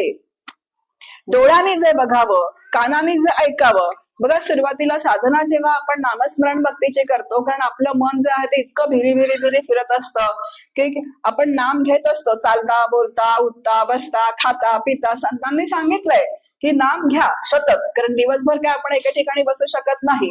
मग अगदी झोपताना उठताना अगदी भांडताना म्हणतात नाथ महाराज तर भांडताना सुद्धा नाम घ्या. आणि असं जेव्हा नाम होतं तेव्हा कुठेतरी कधीतरी एकाग्र चित्ताने एका ठिकाणी बसून बैठकीचं नाम दिवसातून एक वेळेला घ्यावं. घरात कोणी नसताना, जेव्हा शांत वेळ असते किंवा आपल्याला आतून शांत वाटतं काही असू देत, तेव्हा बसावं एक थोडा वेळ एका ठिकाणी आणि ते नाम घ्यावं. मग हे नाम घेताना काय करावं तर डोळा जे देखावे, का कानी हन ऐकावे, मनी जे भावावे, बोलावे वाचे. डोळ्याने भगवंताची मूर्ती बघावी, सुंदर अशी मूर्ती असावी. राजस सुकुमार मदनाचा पुतळा, रवी शशी कणा लोपलिया, अशी मूर्ती समोर असावी. ती डोळ्यांनी बघावी, तिचं नाम घ्यावं वाणीने आणि वाणीने घेतलेलं नाम आपणच आपल्या कानाने हट्टाने ऐकावं. असं चक्राकार गतीने जर आपण करत राहिलो तर चित्तवृत्ती एकाग्र व्हायला काय होते तर ती मदत होते. थोडा वेळ आपण काय सारखं बसू शकत नाही, पण जेव्हा वेळ मिळेल तेव्हा हे जर आपण असं केलं तर काय होतं आपलं चित्त एकाग्र व्हायला मदत होते. आणि मग हिंडता फिरता चालता बोलता ते तर नाम सातत्याने काय आहे तर आहेच. आणि असं नाम जेव्हा चित्तामध्ये काय होतं तर स्थिर होतं आणि मग सगळ्यांमध्येच भगवंत आहे अशी एक काय करावी, जे जे भेटी जे भूत ते ते जाणीचे भगवंत. ही माऊलींची चोरी आपल्या समोर आहे की माझ्या कुटुंबात आता नाही तर मी भगवंताचं नाम घेते, समोर मूर्ती सुंदर आहे, पण कोणी जर सुनबाईनी हाक मारली तर काय आता हिलाच झाली का, हीच वेळ आहे का, आता तिच्यामध्ये पण भगवंत आहे की मी, सगळ्यांमध्ये भगवंत आहे. मग अशी एक सवय जी आहे की माझ्या कुटुंबियांमध्ये पण भगवंत आहे, शेजाऱ्यांमध्ये पण भगवंत आहे, ज्याचं मी नाम घेते तो सगळ्यांच्या काय आहे तर त्या अंतःकरणामध्ये आहे, असं समजून उमजून जे नाम आहे ते नाम आपल्याला पुढे पुढे पुढे पुढे नेत राहतं. नाही तर नाम घेताय, माळा दाखवायची, माळ दाखवायची, मग माळ दाखवायची म्हणून पिशवीत घालायची, मग पिशवी पुढे करायची. या सगळ्या ज्या गडबडी आहेत या सगळ्या गडबडी आपण आपल्या ओळखाव्यात. आता आपल्याला एवढा वेळ नाहीये, नाही तर एका भक्तीसाठी 1 तास बोलता येतं. अशा सगळ्या ज्या फजिती त्या आपल्या आपण ओळखाव्या. माझ्या अंतःकरणामध्ये नाम स्थिर झालेलं आहे का? बरं घेतलेलं नाम वाया नक्की जाणार नाही, पण ते कामाला येणार नाही असं आपल्याला संत सांगतात. वाया न वजे, कुठलीही काय गोष्ट वाया जात नाही, पण तुला जिथे कामाला यायला पाहिजे तिथे कामाला येणार नाही. कधी कामाला यायला पाहिजे? तुकोबा काय म्हणतात, याच्यासाठी केला होता अट्टहास शेवटचा दिस होणं. अरे अशी उदाहरणं आहेत. जेव्हा आपण बघतो ना, माझ्या सासूबाई जात होत्या सत्संगाला, त्यांची मैत्रीण आता मागच्या वर्षी त्या गेल्या आणि मी दवाखान्यामध्ये भेटायला गेले. म्हटलं काकू आता तुम्ही नाम घ्या. त्या म्हणाल्या, सीमा नाम सोडून सगळ्या गोष्टी माझ्या मनात येत आहेत. म्हणजे इतकं सोपं नाहीये. म्हणून नाम कसं घ्यावं, कसं समजून घ्यावं, चित्त कसं स्थिर झालं पाहिजे, यासाठी सत्संगत आहे. आपलं आपण सातत्याने आत्मपरीक्षण करत राहावं की मी इतके वर्ष नाम घेतेय, पण मला आतमध्ये अजून दुःख असं एकदम जाणार नाहीये. मी सुरुवातीलाच म्हटलं, पण हळूहळू का होईना त्याचा परिणाम होतो आहे की नाही, हे आपलं आपण जे आहे ते तपासून बघावं. अखंड नाम अंतःकरणात सुरू आहे का? माऊलींची अतिशय सुंदर ओवी आहे. सटविचे राती जेवी न विसंगीचे अवाती, ऐसा कीजे की चित्ती, ऐसा कीजे की ईश्वर निर्णय चित्ती वाहणे सदा.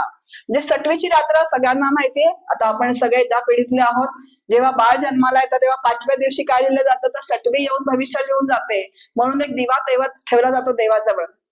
त्याच्यामध्ये अखंड तेल आहे की नाही बघितलं जातं, कारण दिवा विजायला नको. मग इथे माऊली दृष्टांत देत आहेत की सटवीची रात्र जशी असते, त्या रात्री जसा दिवा तेवत ठेवला जातो, त्याप्रमाणे अखंड माझ्या अंतःकरणामध्ये ईश्वर आहे. तैल धारावत आचार्य म्हणतात, पाण्यासारख्या धारेचं नाही, दुधाची धार नाही, ती तुटक तुटक असते. तैल धारावत म्हणजे अखंड जे नाम आहे ते अखंड नाम काय आहे तर ते सुरू राहायला पाहिजे अंतःकरणामध्ये. आणि ज्याचं नाम घेते त्याच्या प्रती अनन्य शरणागती. माळी जेऊ ते नेले तेऊ ते निवांतची गेले, तया पाणी ऐसे केले होवावे गा. माळी जसा बागेला पाणी घालतो तेव्हा तो पाणी असं म्हणत नाही की मी फक्त गुलाबाच्या झाडाला जाईन, मी फक्त मोगऱ्याला जाईन, मी बोगनवेलीला जाणार नाही कारण ती काटेरी झाड आहे. ते जातं की नाही झुळू झुळू झुळू झुळू. दृष्टांत दिलाय माऊलींनी. अगदी त्याप्रमाणे माझ्या जीवनामध्ये जे प्रसंग येतील प्रारब्धानुसारी, काही तक्रार न करता माझं जीवन ईश्वर शरणागत असेल तर ईश्वर आपल्याला जवळ घ्यायला फार वेळ लावत नाही. आपली टक्कर असते ईश्वराशी. तू असं का केलंस, असं का केलं की म्हटल्यावर काय, आता कुणाला आवडेल का सारखं तक्रारी करणारा? बघा, एका आईला 2 मुलं आहेत, एक मुलगा काही तक्रार करत नाही आणि एक मुलगा सारखा आईला काय करतो तर मला हे हवं, मला ते हवं, मला अमुक आणून द्या, मला टमुक आणून द्या, मला चॉकलेटच द्या, मला शूजच द्या. तर आई कंटाळते की नाही, तर आपल्या मुलाला सुद्धा सांगताना पण सांगते, हा मुलगा शहाणा आहे बरं का, चांगला आहे. तर 2 मुलं तिच्याच पोटची आहेत. अगदी त्याप्रमाणे सारखी तक्रार करत राहतो. भगवंत पण म्हणतोय फारच किरकिर कार्ट आहे, याला जरा काय करा, दूर ठेवा. आणि जे आहेत संत आहेत काय म्हणतात, जसं ठेवेल तसं ठेविले आनंद तैसे चिरावे, चित्ती असू द्यावे समाधान. मग त्याचा योगक्षेम सुद्धा भगवंत चालवतो. इथपर्यंत भगवंत आश्वासन देतात, योगक्षेम वहाम्यहम. आधणी घातल्या हरळ होती तयाचे तांदूळ, माऊलींची ओवी आहे.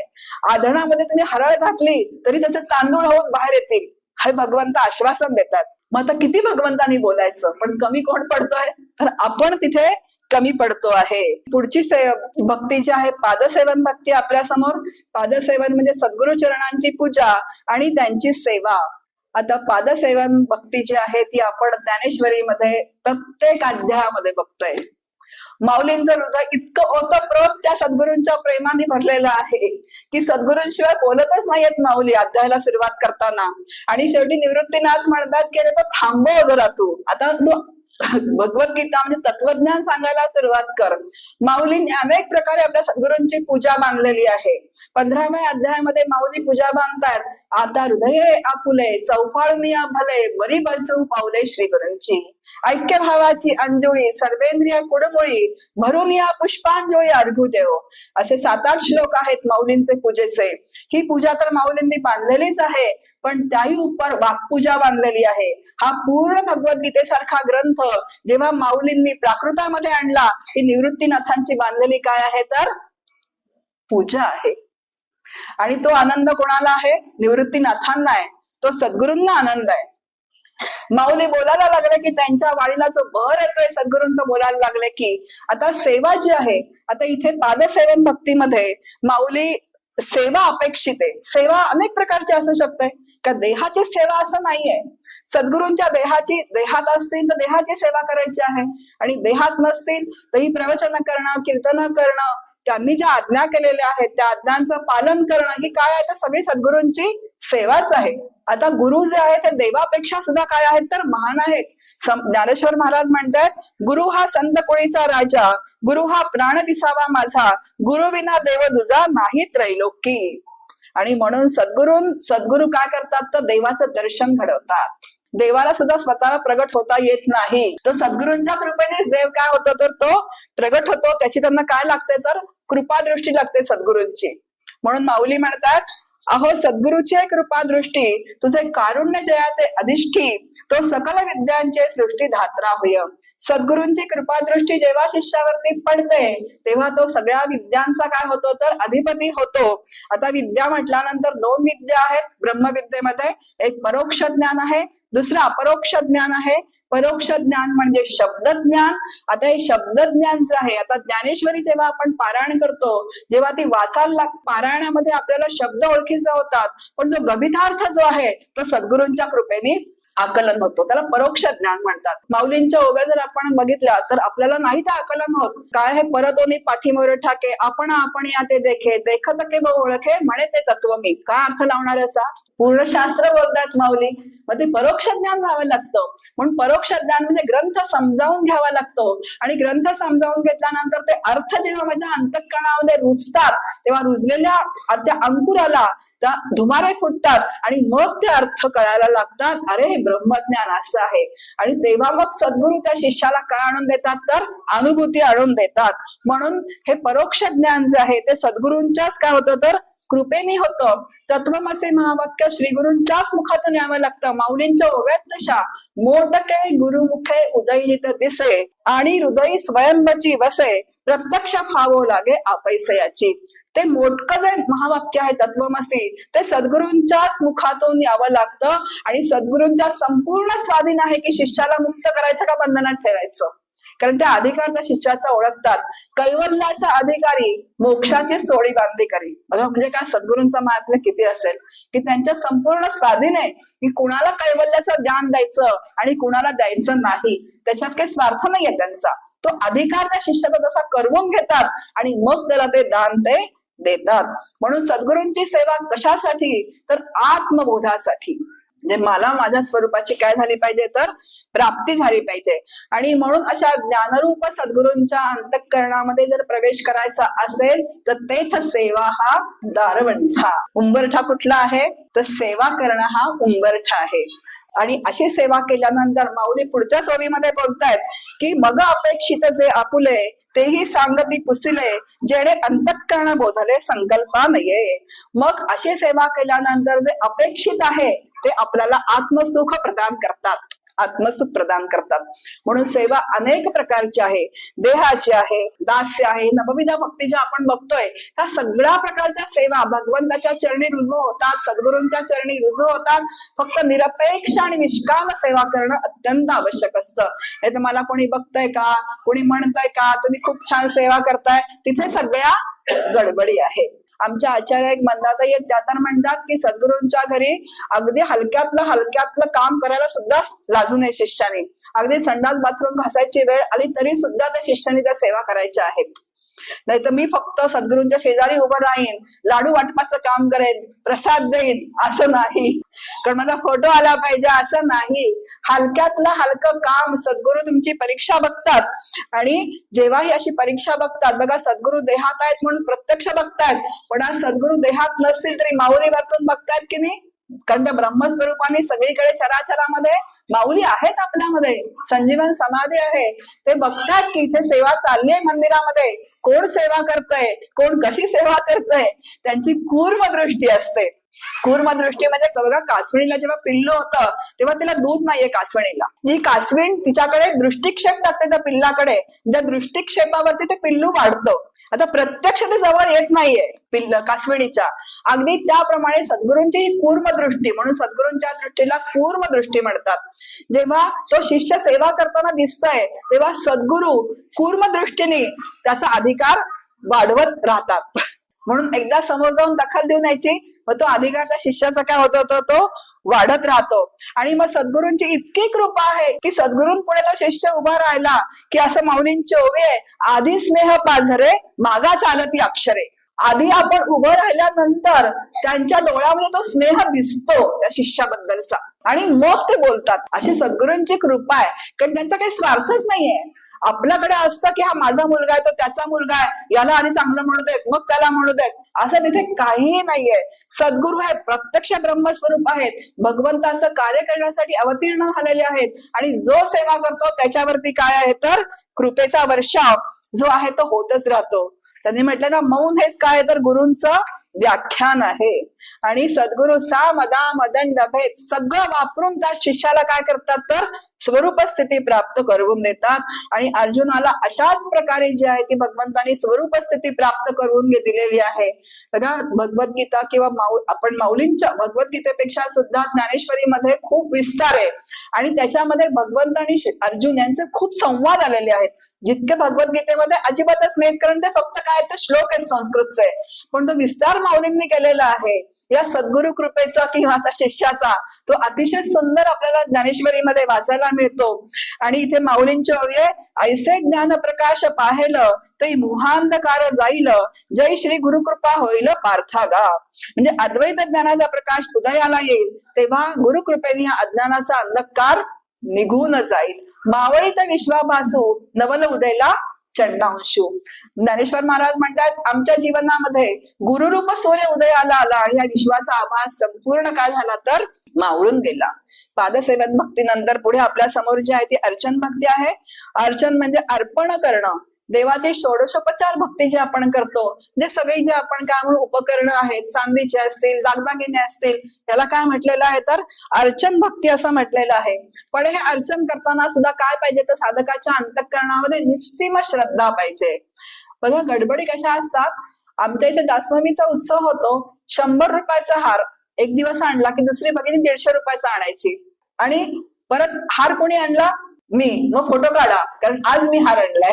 हे काय झालं, कुणासाठी हार आणला, म्हणजे हे अर्पण झालेलं नाहीये.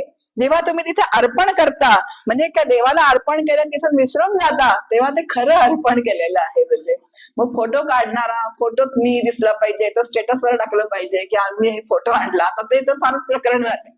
देवाला नमस्कार करताना मी, अर्पण करताना मी, मग आता तिथे समर्पित भावना असतं का, लक्ष कुठे असतं, फोटो कुठे असतं. इथे भगवंत म्हणतात काही नकोय, 100 नको, 1000 नको, मला फक्त तुझा भाव हवा आहे.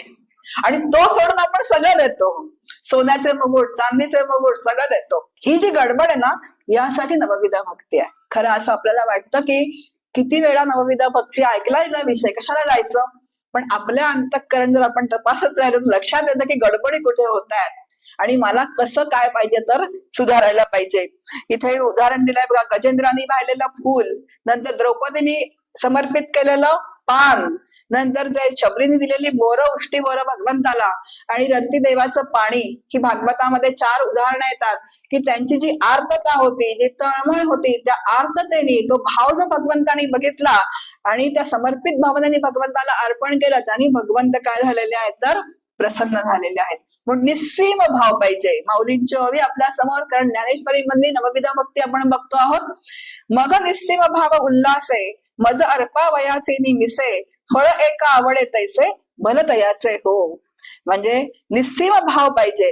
दुसरं आहे की जड आत्मनिवेदन समर्थांनी त्याला म्हटलेलं आहे. माऊलींच्या पण जशा ओव्या आलेल्या आहेत, मय्येव मन आधस्व, मयी बुद्धी निवेशय, निवसिष्यसि मय्येव अत ऊर्ध्वं न संशय. हा माऊलींची ओवी आहे. अगा मानस एक, माझिया वृत्ती, माझिया चरणी सवृत्तिक, तुझं मन आणि बुद्धी काय ठेव तर माझ्याजवळ ठेव. याला काय म्हटलेलं आहे, समर्पण. कुणाचं समर्पण, पाना फुलांचं नाही, तर ह्या अंतःकरणाचं समर्पण. याला सुद्धा काय म्हटलेलं आहे तर अर्चन भक्ती असंच म्हटलेलं आहे. पुढची भक्ती जी आहे ती वंदन भक्ती आहे. वंदन म्हणजे नमस्कार करणं. आता नमस्कार कुणाला करायचा तर त्यांनी म्हटलंय, गुरु, देव, सद्गुरु, विद्वान, पंडित या सगळ्यांना काय करावं तर नमस्कार करत जावा, म्हणजे अंगी नम्रता बाणते.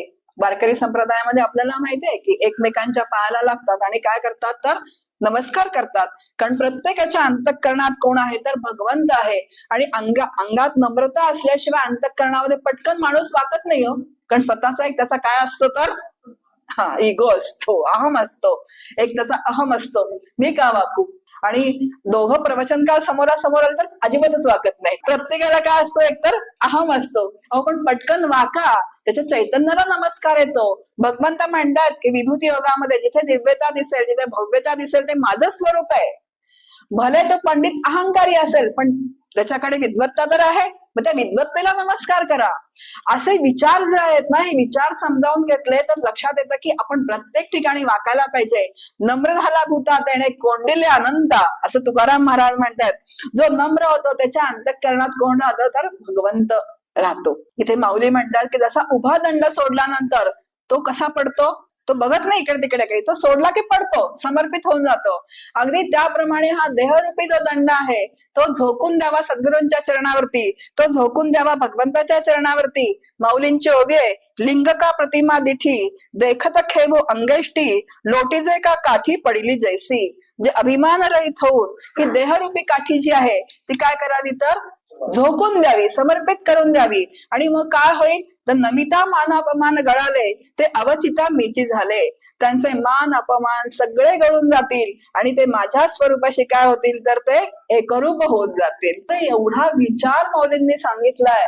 एक जन्म सुद्धा आपल्याला ह्या ग्रंथाचा अभ्यास करायला पुरेल की नाही माहिती नाही. पुढे दास्य भक्ती माऊली सांगतायत की देवाच्या दारी, श्री गुरूंच्या दारी आपला मान प्रतिष्ठा बाजूला ठेवून काय करावं तर पडेल ते काम करावं, सर्व भावांनी सेवा करावी आणि त्यांचं पारमार्थिक वैभव वाढवावं. याला दास्य भक्ती असं म्हटलंय. माऊलींची ओवी आहे, देवांगण मिरवणिया अंगोपचार पुरवणिया करावया म्हणिया शोभती हात. आता हे हातांचं कशामध्ये आहे वैभव तर मंदिरं झाडणं, अंगण झाडणं, सडा संमार्जन करणं, रांगोळी काढणं.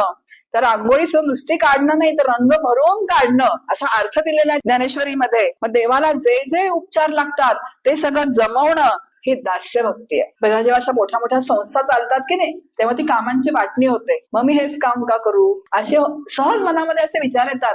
पण जेव्हा भक्तींचा आपण अभ्यास करतो तेव्हा कुठलीही भक्ती जी आहे त्या भक्तीमार्फत भगवंताशी एकरूप होता येतं जर ती भक्ती मनापासून केली तर. आणि म्हणून जे काम आहे देवद्वारी ते हलकं न समजता काय करावं तर ती भगवंताची सेवा म्हणून करावं. आणि असं दास्य करता करता दास्य भक्तीद्वारे भगवंताशी एक सेवेचं नातं प्रस्थापित होतं. आणि जो सेवा करतो त्याच्या अंतःकरणात मी भगवंताचं आहे अशी अखंड जाणीव असते. कारण तो सत्संग असतो, तो परिसर असतो, ते सतत ते विचार असतात. म्हणजे असं दास्य. आता हनुमंता दास्य भक्तीचा काय आहे तर आचार्य आहे. आता हनुमंताने जेव्हा रामरायाची सेवा केली काय केली आपण बघतो रामचरित्रामध्ये. रामाच्या अंतःकरणात हनुमंत आहेत आणि हनुमंताच्या अंतःकरणात कोण आहेत तर रामराय आहेत. म्हणून सद्गुरूंचं संपूर्ण आध्यात्मिक वैभव त्या कोणाला प्राप्त होतं त्या दासाला प्राप्त होतं. आणि आता हे कशावरून राज्याभिषेक झाला तेव्हा प्रत्येकाला सीतामाईने काय दिलेलं आहे तर ज्यांनी युद्धामध्ये चांगली कामगिरी केली किंवा ज्यांनी सहाय्य केलं त्यांना तिने एक एक काहीतरी बक्षीस दिलेलं आहे. आणि असं कुणाला कंठा दिला, कुणाला अजून काय अंगठी दिली, कुणाला अजून जे काही मौल्यवान वस्तू दिल्या. आणि सीतामाईला असं वाटलं की आता फक्त हनुमंत राहिलेला आहे, हनुमंताला काहीच दिलं नाही आणि रामराय काहीच बोलत नाहीयेत. तर सीतामाईला असं वाटलं की विसरले. आणि म्हणून सीतामाईने आपल्या गळ्यातला कंठा काढून हनुमंताला दिलेला आहे. हनुमंतानी कंठा घेतला आणि टुणकन उडी मारून पुढे बसला, तर झाडावरती बसला आणि एक एक कंठातला तो मौल्यवान मोती तो फोडायला लागला. सगळे आश्चर्यचकित होऊन बघायला लागले की हा एवढा मौल्यवान कंठा आणि हनुमंत फोडतोय काय. त्यांनी सगळा कंठा फोडला आणि तो काय बघत होता, तो म्हणतो या कंठ्यामध्ये मण्यांमध्ये कुठेही माझा राम नाहीये. हे सगळं कसं आहे तर काचेचे दगड आहेत. त्यांनी काय केलं आपलं हृदय फाडलं आणि राम कुठे दाखवले आणि रामाच्याही अंतःकरणामध्ये हनुमंत होते. म्हणून रामाला त्याला बक्षीस द्यावंसं वाटलं नाही. कारण तो कोण होता, तो दास होता, तो रामरायाच्या अंतःकरणामध्येच होता. म्हणून अशी जी दास्य करता करता दुधात साखर विरघळावी त्याप्रमाणे भक्त भगवंतामध्ये काय होतो तर विरघळून जातो. म्हणून सर्व संतांनी आपल्याला काय म्हणून घेतलेलं आहे, निवृत्ती दास म्हणतात ना, निवृत्ती दासू. मी ज्ञानदेव कोणाचा निवृत्तींचा दास आहे. रामदास, दीनदास, जे स्वतः ते ब्रह्मस्वरूप होऊन गेले. हे तर आम्ही 2-4 प्रवचन करायचे आणि लगेच आम्ही आमच्या सद्गुरूंच्या वरती, फार कठीण आहे परमार्थ. जो कठीण होतो ना तो इथे होतो. आणि म्हणून जागोजागी जे आहे ना, प्रश्नाच्या ज्या जागा आहेत ते या जागा आहेत. ज्याला मुक्त व्हायचं आहे, ज्याला भगवंताशी एकरूप व्हायचं आहे, त्यांनी अशा तऱ्हेचा अभ्यास करणं अत्यंत आवश्यक आहे. कारण माणूस म्हणून जन्माला आल्यानंतर जो अहम जो आत बसलाय तो कधी वरती येईल हे काही लक्षात येत नाही. आणि म्हणून संत संगत जी आहे ती सातत्याने सांभाळावी लागते. पुढे जी आहे ती सख्य भक्ती आहे. बघा, 7 भक्ती मगाशी सांगितल्याप्रमाणे मी करायच्या आहेत. तर 7 भक्तींचा परिणाम म्हणून भगवंताशी सख्य निर्माण होतं. आणि सख्य भक्तीमध्ये भगवंताशी जे नातं जडलेलं असतं ते अतिशय रम्य आणि रमणीय असतं. जे तो आता सतत काय आहे तर अगदी निस्वार्थ प्रेम त्या कुणाचं असतं, त्या भक्ताचं त्या भगवंतावरती असतं. त्याला त्याच्याकडून काही नको असतं. त्याला फक्त काय हवं असतं, भगवंताचं प्रेम हवं असतं. आणि इथे प्रेम असतं त्याचे न सांगता आई लाड पुरवते. तिला माहिती असतं की हा काही मागत नाही कधी, आता आपण याला काय द्यावं तर आपणच काहीतरी द्यावं. अगदी त्याप्रमाणे भगवंत पण जो भक्त काही मागत नाही, फक्त निस्सीम प्रेम भगवंतावर करतोय, त्याला भगवंत काय देतो तर आपणून देतो. आणि सगळ्या संतांनी भगवंताशी असं नातं जोडलेलं आहे. सखा माझा भगवंत जनाबाई म्हणते, जिथे जातो तेथे तू माझा सांगाती, असं कोण म्हणत आहे तर तुकोबा म्हणतायत. आणि अर्जुन तर हा सख्य भक्तीचा आचार्य आहे, गोपिका या सख्य भक्तीच्या आचार्य आहेत. आता किती सख्य भक्ती असावी. महाभारताचं युद्ध सुरू होतं. आता युद्धाची काही ठराविक वेळ असते. सकाळी 9ला युद्ध सुरू व्हायचं आणि 5ला संपायचं असं आपण म्हणू. तर युद्धामध्ये कसं असतं, धूळ, सगळी शस्त्रास्त्र चालवायची, एकमेकांच्या वरती प्रहार केले जायचे. त्यामुळे अर्जुन अतिशय काय व्हायचं तर धुळीने माखायचा, पूर्ण घामाने चिंब भिजायचा. अर्जुनाचा केश संभार होता तो इथपर्यंत होता. आणि इतका थकलेला भागलेला अर्जुन जो आहे तो युद्धभूमीवरनं आपल्या महालामध्ये आल्यानंतर तो स्नान करायचा. आणि स्नान करायचा म्हणजे केसांवरून स्नान करायचा, पूर्ण केस पण धुवायचा. आता ओले केस असायचे, खूप दमलेला असायचा, म्हणून तो पलंगावरती निजायचा आणि त्याची गाढ झोप लागायची. आणि गाढ झोप अशी अर्जुनाची लागलेली आहे. केश संभार त्याचा खाली पलंगाच्या खाली काय आहे तर तो रुळतो आहे. आणि प्रत्यक्ष भगवंत अर्जुनाचे केस पुसतायत. आणि नारद महर्षी तेवढा त्यांचं आगमन झालं. नारद महर्षींनी तिथूनच बघितलं दारातनं की अरे अर्जुनाचे प्रत्यक्ष केस भगवंत पुसतोय. आणि तेवढ्यात भगवंतानी पण नारद महर्षींकडे बघितलं आणि त्यांनी तोंडावर बोट ठेवलं आणि म्हणाले की शांत राहा, त्याची खूप गाढ झोप लागलेली आहे. आणि नारद महर्षी तसेच हळूच पावलांनी भगवंताजवळ आले. भगवंत एक एक केस काढून कुणाचा पुसतोय तर अर्जुनाचा केस, की कुठेही ओलेपणा राहू नये, माझ्या अर्जुनाला त्रास होऊ नये, कारण त्याला परत उद्या युद्ध करायचं आहे. भगवंतानी नारद महर्षींना खूण गेले. ते म्हणाले कान करा खाली. आणि नारद महर्षींनी कान लावला केसांना, तर त्या प्रत्येक केसातनं कृष्ण कृष्ण कृष्ण असा ध्वनी उमटत होता. याला काय म्हणतात, सख्य भक्ती. असा सखा झाला पाहिजे आपला भगवंत. अहो बोला भगवंताशी, सगळ्या गोष्टी बोला. घरामध्ये आपला काही होत असेल ना तर आपण म्हणतो की आम्हाला एकटेपण आलंय, आम्हाला कोणी बोलायला नाही. भगवंताशी सख्य जोडा आणि बोला ना, तुमचं एकटेपण जाईल. एक तर श्रद्धा पाहिजे की तो भगवंत आहे आणि तो माझा ऐकतोय. पण तरी आपण नवविध भक्तीचा जेव्हा अभ्यास करतो तेव्हा मला कळतं की भगवंत आहे, तो माझं ऐकतोय. आणि जेव्हा मला एक अनुभूती यायला लागते तेव्हा कळतं की नाही, तो आहे, तो ऐकतोय. असं सख्य त्याच्याशी जोडा.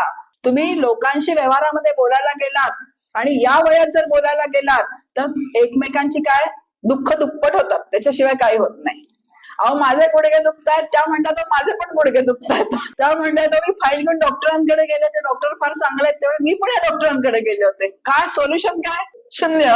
मग तर देवाशी बोला, देव प्रेरणा देईल तुम्हाला कुठेतरी डॉक्टरांकडे चांगल्या जायची, देव काहीतरी व्यवस्था करेल.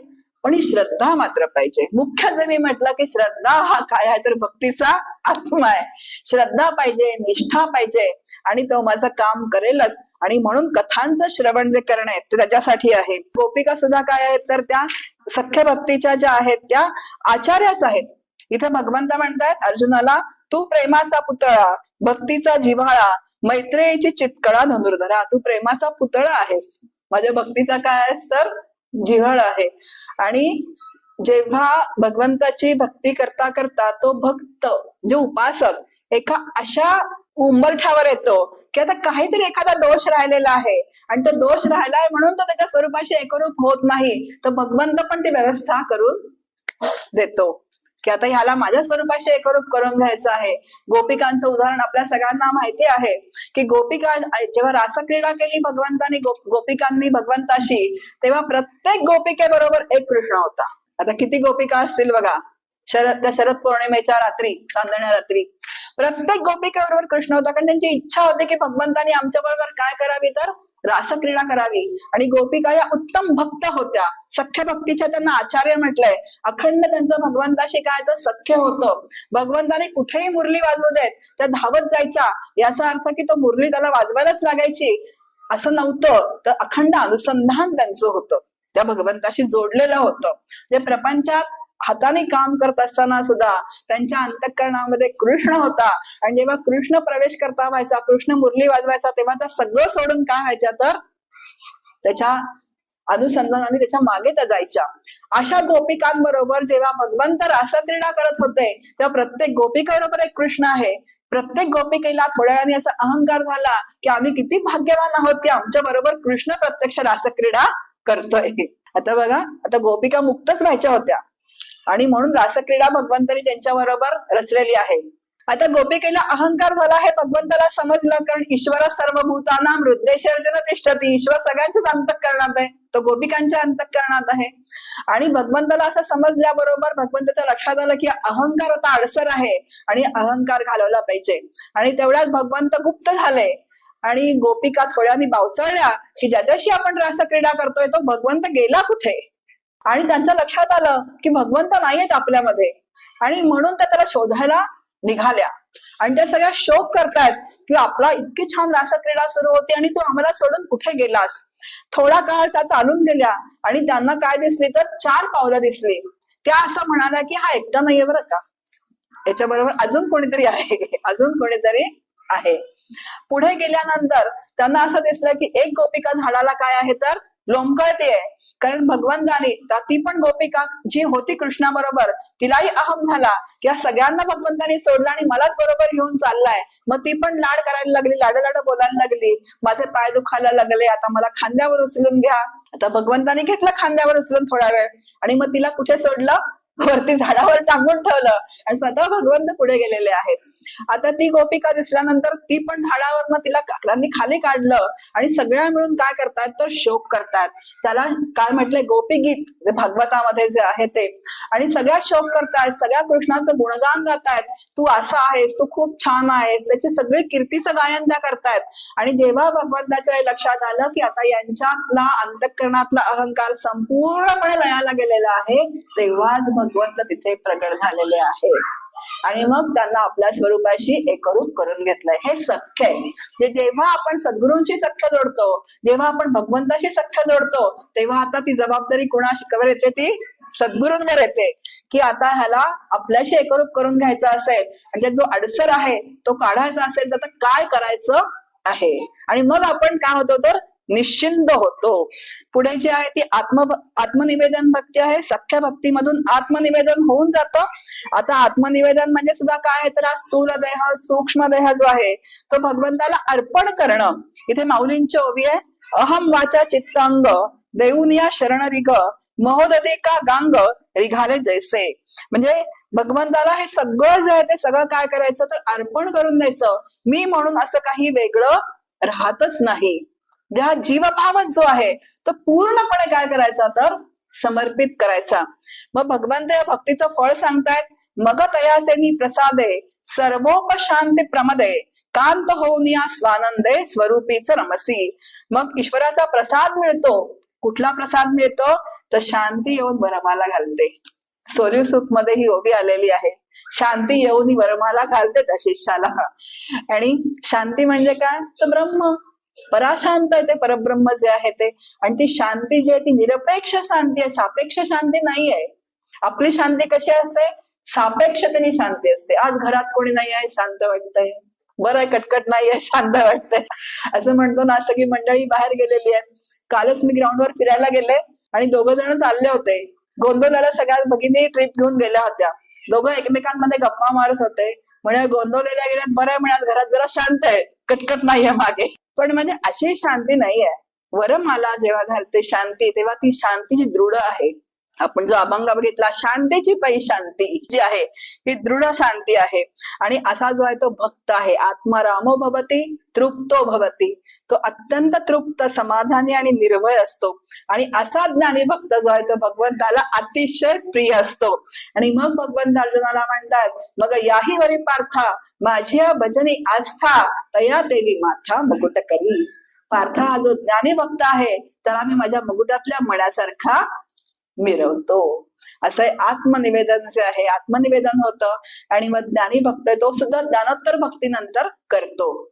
अशी नवविध भक्ती आपल्या समोर मांडण्याचा प्रयत्न मी सद्गुरूंच्या पांडुरंगाच्या कृपेने आपल्या समोर केला. पुंडलिक वरदा हरी विठ्ठल श्री ज्ञानदेव तुकाराम पंढरीनाथ महाराज की जय. विठ्ठल विठ्ठल विठ्ठल विठ्ठल विठ्ठल विठ्ठल.